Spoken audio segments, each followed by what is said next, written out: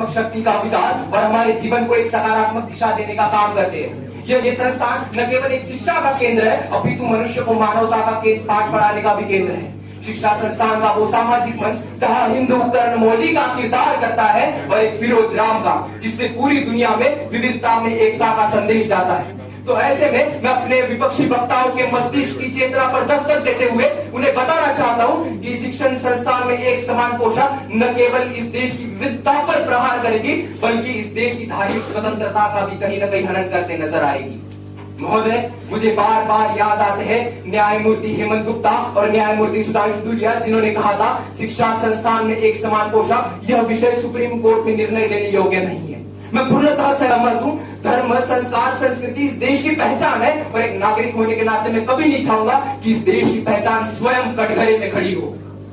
मैं पूर्व से पश्चिम, उत्तर से दक्षिण जाता हूँ, एक नई भाषा, एक नई संस्कृति से मिलता हूँ। भाषा देखिए, हिंदी, संस्कृत, उर्दू, कश्मीरी, पंजाब, तमिल, तेलुगु। मैं जाता हूँ तमिलनाडु तो भरतनाट्यम, महाराष्ट्र में जाता हूँ तो लावनी, गुजरात में गरबा, राजस्थान में घूमर, पंजाब में भंगड़ा। मुझे याद आता है अपनी कक्षा का वो दृश्य जहाँ मेरा एक भाई कुर्ता तो बहन हिजाब पहनती है, एक भाई पगड़ी तो बहन सलवार पहनती है, और यही चीज इस देश की थाली को सरलता, सहजता और विविधता से आकर्षक बनाती है।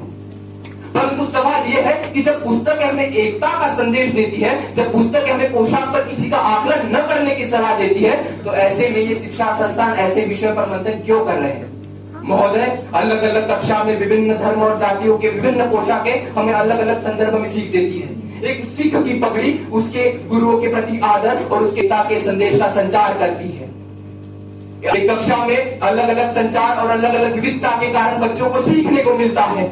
महोदय, जब हम धर्म, जाति, संस्कार और संस्कृति को छोड़ पोशाक पर अटके रहेंगे, माफ कीजिएगा, शिक्षा का दर्जा प्राप्त करने वालों की तादाद तो बढ़ती रहेगी, परंतु एक धोती वाले गांधी और इस्लाम से अब्दुल कलाम जैसे विद्यार्थी पैदा नहीं हो पाएंगे। कर्नाटक का मामला, आप सभी से पूछना चाहूंगा, नफरत की बाहों से पुकारोगे कब तक?